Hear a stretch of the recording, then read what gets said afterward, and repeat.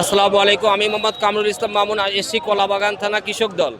আপনারা জানেন আমাদের বহুল প্রতীক্ষিত আমাদের দেশনায়ক জনাব তারেক রহমান দীর্ঘ 18টি বছর পরে নির্বাচন থেকে যেভাবে গণতান্ত্রিক যে ট্রানজিশন সেটাকে স্মুথ করার জন্য, এটাকে বেগবান করার জন্য বাংলাদেশের মানুষ অর্থাৎ বিএনপির নেতৃত্বে যে 18 বছর আন্দোলন হয়েছে ভোট ও ভাতের অধিকারের জন্য, সেই ভাত ও ভোটের অধিকারের জন্য আমাদের প্রাণপ্রিয় নেতা, দেশ বরেণ্য নেতা দেশনায়ক জনাব তারেক রহমান আজকে এই তার পিতার মাজারের উদ্দেশ্যে অলরেডি রওনা দিয়েছেন। এখানে আইসে পুষ্পস্তক অর্পণ করবেন, সেই জন্য তার সাথে আমরা জয়েন করার জন্য আমরা আজকে এখানে এসেছি। এটা I can predict, nobody can predict, you know, যে এটা প্রেডিকশন করাটাও ঠিক না। এটা অলরেডি আল্লাহ ভালো জানেন কি করবেন। তবে আমরা we are very much optimistic, because বাংলাদেশের মানুষ চারবার বাংলাদেশের মানুষ জাতীয়তাবাদী দলকে রাষ্ট্রীয় ক্ষমতায় অধিষ্ঠিত করেছিল নির্বাচনের মাধ্যমে। অবশ্যই আমরা আশা করি আগামী যে 12ই ফেব্রুয়ারি যে নির্বাচন অনুষ্ঠিত হবে, সেই নির্বাচনে অবশ্যই টেকনাফ থেকে তেঁতুলিয়া, রূপসা থেকে পাথুরিয়া বাংলাদেশের মানুষ জাতীয়তাবাদী দলকেই বেছে নিবে, অবশ্যই বেছে নিবে।